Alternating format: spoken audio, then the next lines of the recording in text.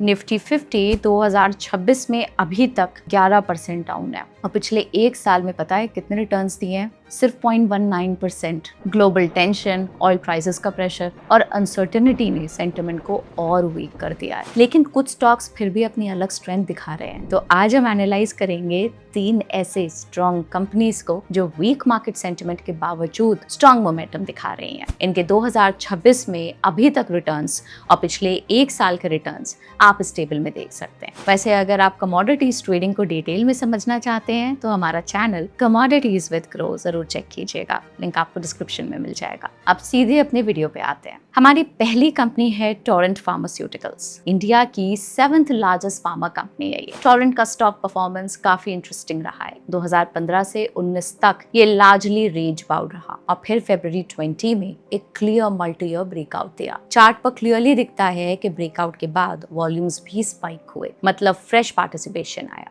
उसके बाद स्टॉक ने एक पैटर्न फॉलो किया है, पहले कंसोलिडेशन, ब्रेकआउट, फिर स्ट्रॉन्ग रैली और फिर रिपीट। ऐसे ट्रेंड्स को राइट करने के लिए ट्रेलिंग स्टॉप लॉस का यूज काफी इफेक्टिव हो सकता है। अभी 3,500 लेवल का रीटेस्ट एक ऑब्जर्व करने वाली चीज होगी, जिसके नीचे अप ट्रेंड इनवैलिड हो जाएगा। अब कंपनी का बिजनेस देखते हैं। ये कंपनी कार्डियो यानी heart, gastrointestinal, central nervous system यानी कि ब्रेन एंड कॉस्मोडर्म जैसे सेगमेंट्स में टॉप प्लेयर्स में काउंट होती है। सिंपल लैंग्वेज में समझिए, फार्मा बिजनेस 2 तरीके से चलता है, जेनेरिक्स और ब्रांडेड जेनेरिक्स से। जेनेरिक्स मतलब किसी और कंपनी ने मेडिसिन इन्वेंट की, पैटेंट खत्म हुआ और अब सब लोग उसका सेम वर्जन बना सकते हैं। और ब्रांडेड जेनेरिक्स मतलब वही मेडिसिन लेकिन अपने ब्रांड नेम के साथ बेची जाती है, जैसे कि डोलो, क्रोसिन, सेम सॉल्ट, अलग नाम। तो टोरेंट का गेम क्या है? इंडिया और ब्राजील में ये ब्रांडेड जेनेरिक्स बेचते हैं और यूएस, जर्मनी जैसे मार्केट्स में plain generics. As of Q3 of financial year 26, 75% revenue branded market से आता है, जबकि 25% जेनेरिक सेगमेंट से कंट्रीब्यूट होता है। अब अगर ज्योग्राफी वाइज देखें तो बिजनेस काफ़ी डाइवर्सिफाइड है।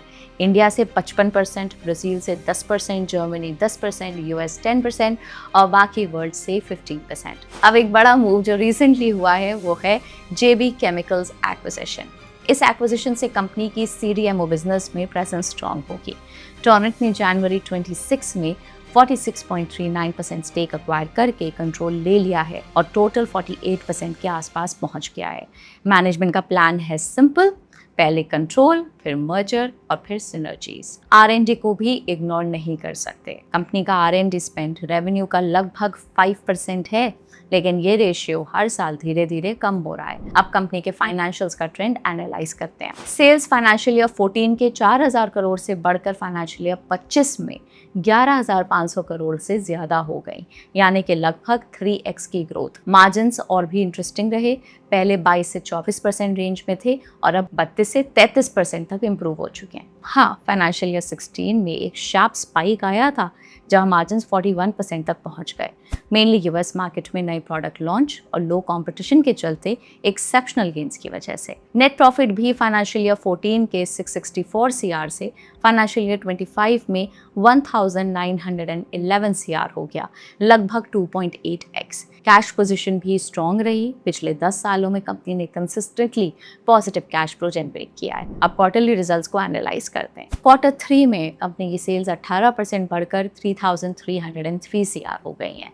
ग्रोथ का मेन ड्राइवर इंडिया और ब्राजील रहे, जो मिलकर 75% रेवेन्यू कंट्रीब्यूट करते हैं। इंडिया बिजनेस 14% और ब्राजील 27% ग्रो हुआ। EBITDA 19% ग्रो होकर 1,088 CR रहा और मार्जिन 33% पे स्टेबल रहे। ग्रोथ आउटलुक देखते हैं। यूएस मार्केट में कंपनी अपना रेवेन्यू $200 मिलियन यानी कि 1,800 करोड़ रुपए पर ईयर क्रॉस करना चाहती है, जिसके लिए इनका प्लान है हर साल 5 से 7 नए प्रोडक्ट्स लॉन्च करने का। JB फार्मा एक्विजिशन से मैनेजमेंट को अगले 2 से 3 सालों में 400 से 450 करोड़ कॉस्ट सिनर्जीज की उम्मीद है। कंपनी का दिस समझना भी जरूरी है। यहाँ पे जर्मनी में सप्लायर के रेगुलेटरी इशू से सप्लाई इम्पैक्ट हुआ है और ऑल्टरनेट सेटअप में 3 से 4 क्वार्टर्स लग सकते हैं। ऐसे इश्यूज बिजनेस रिस्क बने रहते हैं। वैल्यूएशन वाइज कंपनी थोड़ी एक्सपेंसिव लगती है।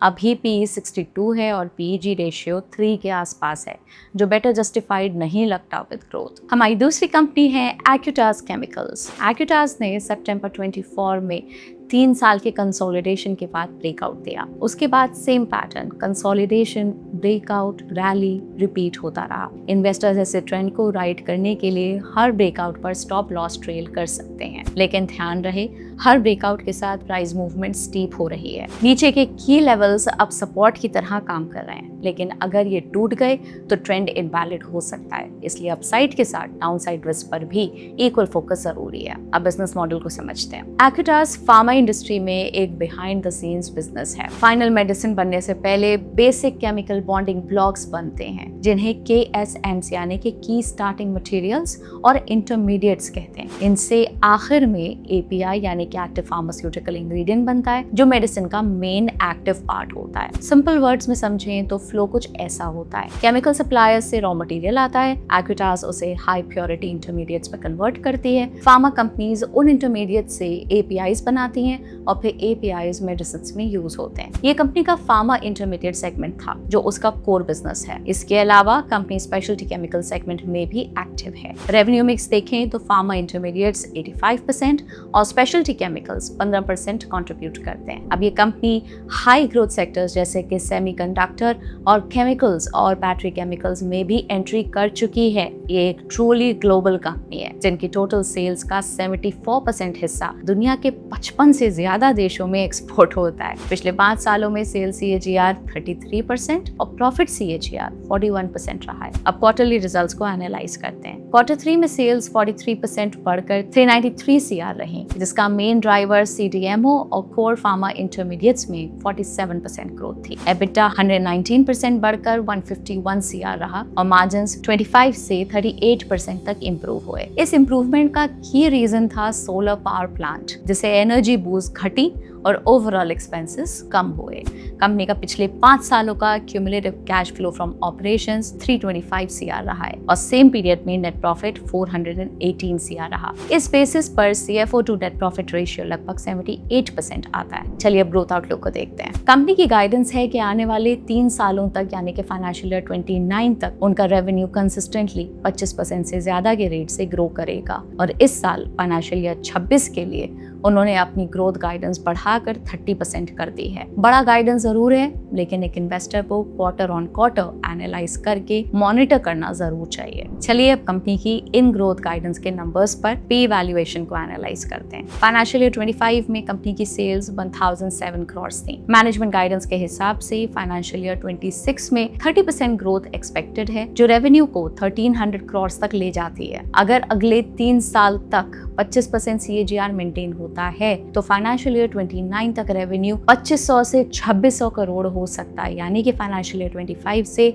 लगभग 2.5 गुना की ग्रोथ। मार्जिन्स पर अभी क्लियर गाइडेंस नहीं है। मैनेजमेंट ने Q3 कॉन कॉल में कहा है कि फाइनेंशियल ईयर 27 में क्लैरिटी मिलेगी। तो कंजर्वेटिव असम्पशन ये है कि मार्जिन्स हिस्टोरिकल रेंज में ही रहेंगे और इसलिए नेट प्रॉफिट ग्रोथ भी रफली 2.5x मान सकते हैं सेल्स के लाइन में। अब वैल्यूएशन देखिए। कंपनी का करंट PE 66x है। अगर फाइनेंशियल ईयर 29 के एक्सपेक्टेड प्रॉफिट पर फॉरवर्ड PE कैलकुलेट करें 19,000 crore market cap divided by 400 crore net profit which comes around 47.5x PE। मतलब आज के इन्वेस्टर्स फ्यूचर अर्निंग्स के लिए 47.5x PE पे कर रहे हैं। और इम्पोर्टेंट बात ये है, इवन अगर ये ग्रोथ अचीव हो जाती है तब भी उतना हाई PE जस्टिफाई करने के लिए कंपनी को फाइनेंशियल ईयर 29 के बाद भी 20% प्लस ग्रोथ सस्टेन करनी पड़ेगी। एक्विटास ग्रोथ के लिए ग्लोबली अपॉर्चुनिटीज एक्सप्लोर कर रहा है। कंपनी ने एक साउथ कोरियन कंपनी के साथ एक जॉइंट वेंचर बनाया है जो एडवांस सेमीकंडक्टर और केमिकल्स बनाएगा। इसका प्लांट 2026 एंड तक रेडी हो सकता है। अब आते हैं रिस्क एंड चैलेंजेस पे। इनकी टोटल कॉस्ट का 72% रॉ मटेरियल से आता है, इसलिए रॉ मटेरियल प्राइसेस और फॉरेक्स मूवमेंट डायरेक्टली मार्जिन्स को इम्पैक्ट कर सकते हैं। एक चीज जो थोड़ी कॉन्फ्लिक्टिंग लगती है, एक तरफ मैनेजमेंट फ्यूचर के लिए 25% सेल्स CAGR का गाइडेंस दे रही है, दूसरी तरफ प्रोमोटर्स ने जून 25 में लगभग 3% स्टेक सेल किया और हमारी आखिरी कंपनी है MCX यानी कि मल्टी कमोडिटी एक्सचेंज।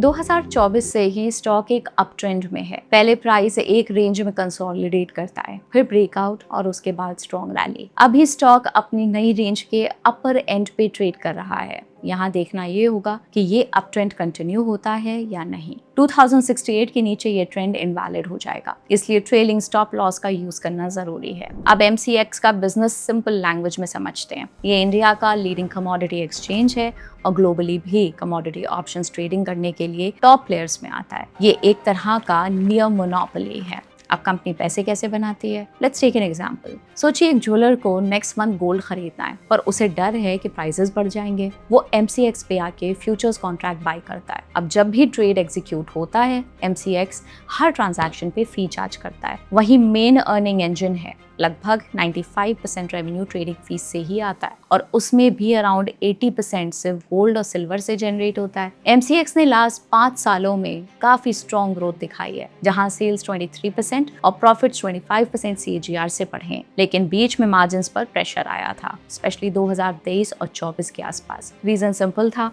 प्लेटफॉर्म के बदलने के चक्कर में हाई टेक कॉस्ट और एक्स्ट्रा चार्जेस आए। अक्टूबर 23 में टाटा कंसल्टेंसी सर्विसेज के थ्रू प्लेटफॉर्म लॉन्च होते ही कॉस्ट कम हुए और मार्जिन शार्पली रिबाउंड हो गए। एक और पॉजिटिव ट्रेंड ये है कि अब प्रॉफिट्स ज्यादा कोर ऑपरेशन से आ रहे हैं, ना कि अदर इनकम से। दिसंबर 25 के नंबर्स देखें तो MCX की सेल्स 121% बढ़कर 666 CR हो गई। इतनी ग्रोथ कैसे? वजह सिंपल है, ये jump mainly high market volatility और गोल्ड सिल्वर प्राइसेस के सर्च की वजह से आया, जिसने ट्रेडिंग एक्टिविटी को बूस्ट किया। फ्यूचर्स और ऑप्शंस दोनों में 200% प्लस की वॉल्यूम ग्रोथ हुई एंड सिर्फ फ्यूचर्स में गोल्ड और सिल्वर का ऑलमोस्ट 80% कंट्रीब्यूशन रहा, जबकि एक्सपेंसेस से 59% ही बढ़े। इसके डायरेक्ट बेनिफिट ऑपरेटिंग लेवरेज में दिखा, जहां ऑपरेटिंग प्रॉफिट 156% ग्रो हुआ और मार्जिन्स 1000 PPS तक एक्सपैंड हुए। नेट प्रॉफिट भी 151% बढ़कर 401 CR तक पहुंच गया। लेकिन ये समझना इंपॉर्टेंट है कि ये ग्रोथ परमानेंटली इतनी हाई नहीं रहेगी। मैनेजमेंट का सिग्नल क्लियर है कि बिजनेस का बेस लेवल इंप्रूव हुआ है, पर अगर वॉलेटिलिटी नॉर्मल होती है तो ग्रोथ भी थोड़ी सी स्टेडी हो सकती है। पर MCX के लिए ग्रोथ का स्कोप अभी काफी है, क्योंकि मार्केट फुल्ली मैच्योर्ड नहीं है। Let me explain. Financial year 25 में हेजर्स सिर्फ 1%,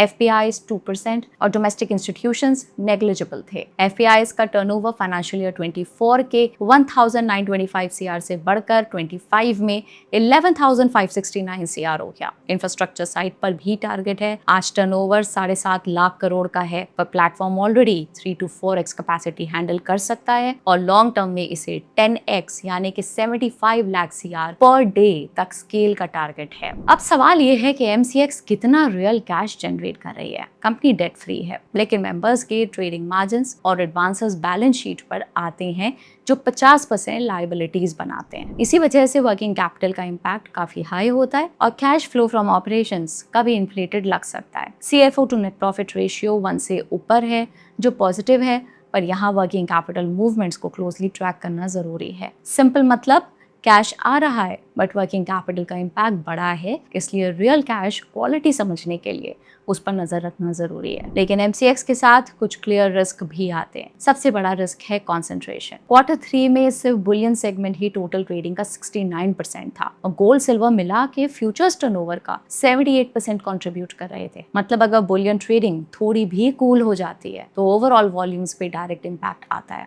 पॉलिसी रिस्क भी इंपॉर्टेंट है। अगर रेगुलेटर किसी कॉन्ट्रैक्ट को सस्पेंड कर दे तो रेवेन्यू तुरंत हिट होता है। जैसे crude palm oil futures ban की वजह से मार्च 26 तक 380 CR डेली टर्नओवर का लॉस हुआ। वैल्यूएशन भी स्ट्रेच लगती है। स्टॉक 67x PE पर है, जबकि ग्रोथ 50% प्लस रही है। और ये लार्जली बुलियन एक्टिविटी ड्रिवन है, जो सस्टेन हो जरूरी नहीं। तो वीक मार्केट के बावजूद टोरेंट फार्मा, एक्विटास केमिकल्स और MCX ने अपनी अलग स्ट्रेंथ दिखाई है। लेकिन याद रखिए, सिर्फ स्टॉक प्राइस नहीं, बिजनेस क्वालिटी, ग्रोथ और वैल्यूएशन भी इक्वली इंपॉर्टेंट होते हैं। आपको इन तीनों में से सबसे स्ट्रॉन्ग कंपनी कौन सी लगती है? कमेंट्स में हमारे साथ शेयर करें। आपको याद दिला दें, ये वीडियो सिर्फ एजुकेशन के लिए हैं। इसको हमारी रिकमेंडेशन या फाइनेंशियल एडवाइस ना समझें, अपनी खुद की रिसर्च ज़रूर करें। मिलते हैं अगले वीडियो में। Bye bye.